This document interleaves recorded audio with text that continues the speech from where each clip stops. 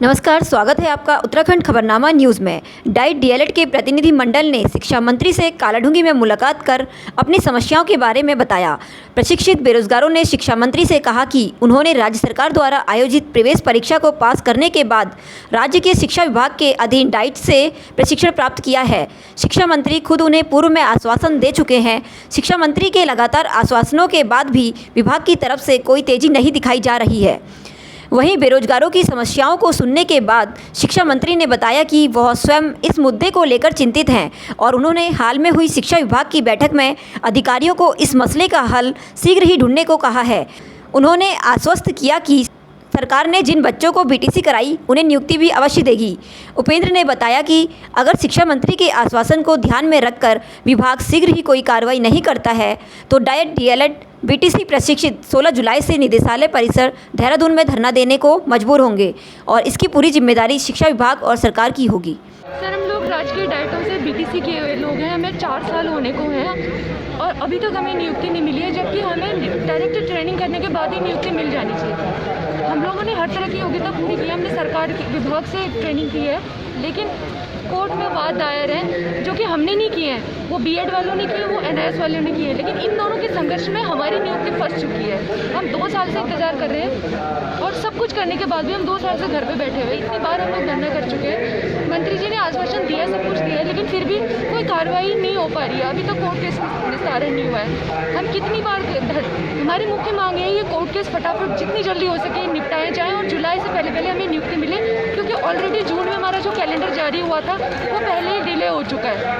अब 2 साल हमने ट्रेनिंग करी लगातार डाइट से, सरकारी डाइट से हमने ट्रेनिंग करी है पूरी मेहनत के साथ, और उसके बाद 1.5 साल अब हमें हो गया है इंतजार करते करते। हम ये चाहते हैं जब हमारे साथ सब कुछ केस क्लियर है तो आप हम 519 लोगों को क्यों नहीं नियुक्ति दे रहे? आप अतिथि शिक्षक रखने को तैयार हैं, आप हमें रख लीजिए ना, और बाकी लोगों का जो कोर्ट का केस है वो आप निपटाते रहिए।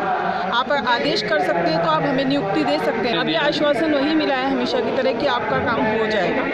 कब तक होगा ये हमें पता नहीं, लेकिन मंत्री जी पे हमें विश्वास है। बट हम चाहते हैं कि हमें नियुक्ति पहले दे दी जाए, क्योंकि हम बहुत परेशान हो चुके हैं और 1.5 साल से हम इंतजार करके थक चुके हैं। हम लोग राजकीय डाइट से ट्रेनिंग करे हुए लोग हैं और लगभग 2-4 साल होने को आ गए हैं जब तक हम संघर्ष कर रहे हैं कि हमें नियुक्ति मिले। हमारी मुख्य मांग यह है कि इस वक्त राज्य सरकार किसी भी तरीके से आचार संहिता से पूर्व जुलाई अगस्त में प्राथमिक शिक्षक भर्ती के प्रकरण को जो माह नवंबर में विज्ञापन जारी हुआ था उसको पूरा करे, क्योंकि इसमें कहीं ना कहीं हमारे अधिकारों का या हमारे हितों का अहित हो रहा है। क्योंकि एनआईओ संगठन जो इन सर्विस ट्रेनिंग के लिए एक प्रोग्राम था केंद्र सरकार द्वारा करवाया गया था, उनके द्वारा योग्यता के लिए हाईकोर्ट में वाद दायर किया गया है। साथ ही बीएड महासंघ और बीएड ब्रिज कोर्स जिनकी अपनी अलग अलग मांगें हैं वो सेवा नियमावलियों में मांग के लिए बार बार कोर्ट चले जाते हैं, जबकि बीएड और बीएड ब्रिज के लिए एलटी, लेक्चरर, प्रोफेसर सभी की योग्यताएं हैं।